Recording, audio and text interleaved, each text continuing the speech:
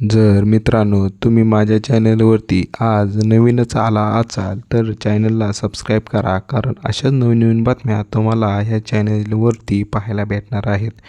तरी आधी हा संपूर्ण व्हिडिओ पाहून घ्या. नंतर तुम्हाला व्हिडिओ आवडलाच असेल तर व्हिडिओला लाईक करा आणि चॅनलला सबस्क्राईब करायला विसरू नका.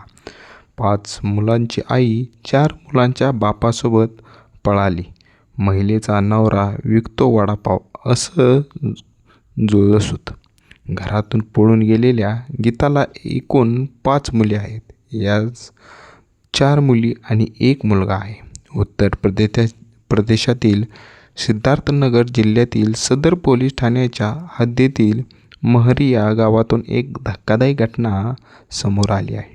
येथे एका जोडप्याने आपल्या जोडीदाराला आणि एकूण 9 मुलांना सोडून पळून जाऊन लग्न केले आहे. महत्त्वाचे म्हणजे दोन्ही कुटुंबांना फेसबुक पोस्टच्या माध्यमाने या त्यांच्या लग्नाची माहिती मिळाली आहे. संबंधित महिलेला 5 मुले आहेत, तर संबंधित पुरुष हा 4 मुलांचा बाप आहे. गावकऱ्यांनी दिलेल्या माहितीनुसार महरिया गावातील या नवविवाहित जोडप्याने त्यांचे कुटुंब आणि मुले आधी सोडून पळून जाऊन लग्न केले.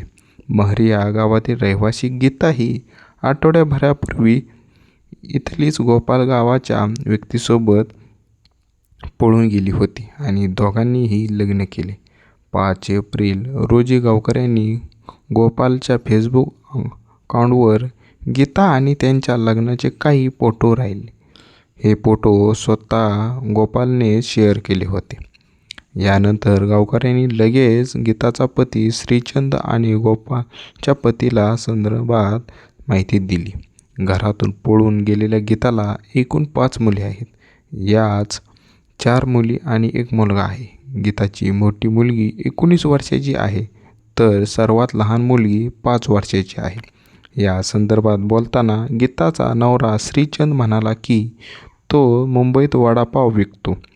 गेल्या काही दिवसापासून तो घरीच छोटे मोठे काम करून कुटुंबाचा उदरनिर्वाह करत होता.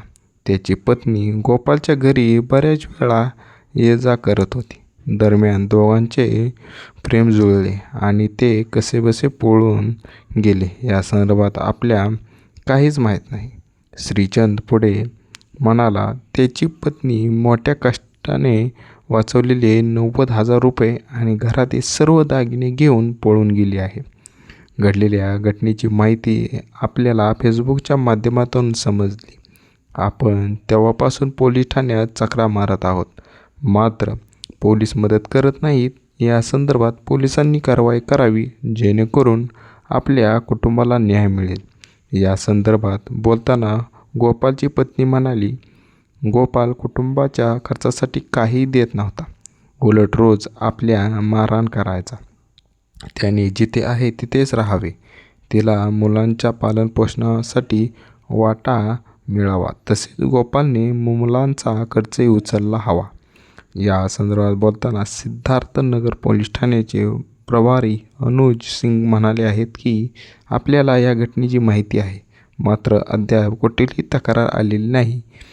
तक्रार आल्यास कारवाई केली जाईल. तर मित्रांनो, तुम्हाला कसा भेटला व्हिडिओ कमेंटमध्ये नक्की कळवा आणि व्हिडिओ आवडलाच असेल तर व्हिडिओला लाईक करा आणि चॅनलला सबस्क्राईब करायला मित्रांनो विसरू नका. थँक्यू.